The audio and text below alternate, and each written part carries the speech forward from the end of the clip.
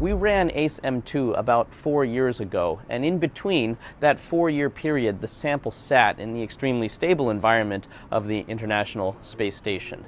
These experiments are crucial in developing the fundamental physics rules, if you will. We want a general knowledge of what controls stability in the long term in the absence of gravity. Now, from a actual pragmatic level of the humans that are going to be participating in long-term exploration and habitation, this matters because these colloidal particles, a micron across, are almost identical in structure. The same physics governs them as a lot of gel materials, and in particular materials that will have a direct impact on the health and quality of life of people in exploration and habitation, from skin creams, shampoos, washing your clothes, eating your food, perhaps medicines, being able to say that in the long term we understand that these materials will still be there, still be functioning, still be stable after months, years, and beyond in low and no gravity as a direct consequence of the understanding that we're getting from our colloid work on the space station.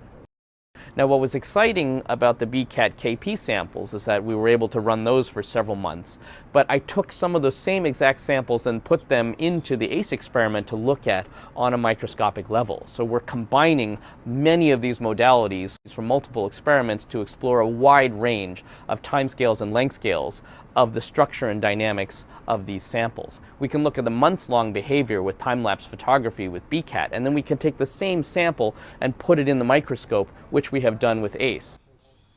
One of the great things about being at Harvard, in particular with my advisor, Professor David Waits, is again creating a long-term stable research environment to take bigger intellectual risks. I've been in his lab for almost 20 years, and he's supported this work for decades.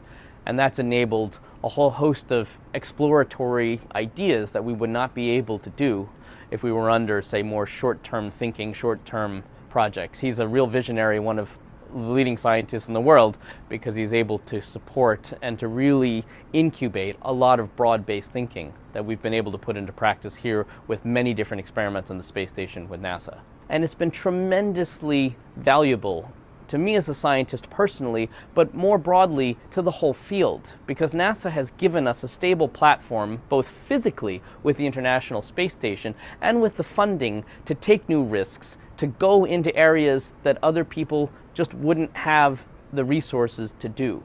We're doing these experiments on the space station, and we're able to probe things like stability over year-long timescales. That's just not possible for the typical short-term thinking that a lot of other funding agencies have imposed on their scientists.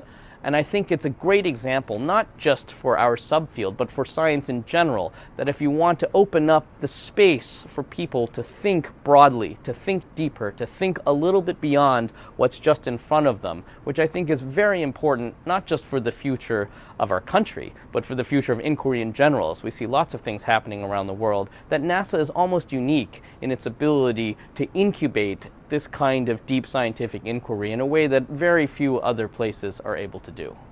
Our data thus far has been very good. We're able to make these full 3D maps of millimeter-sized samples, which is something that we haven't even done on the ground because of the stability and the reproducibility and the engineering in this microscope.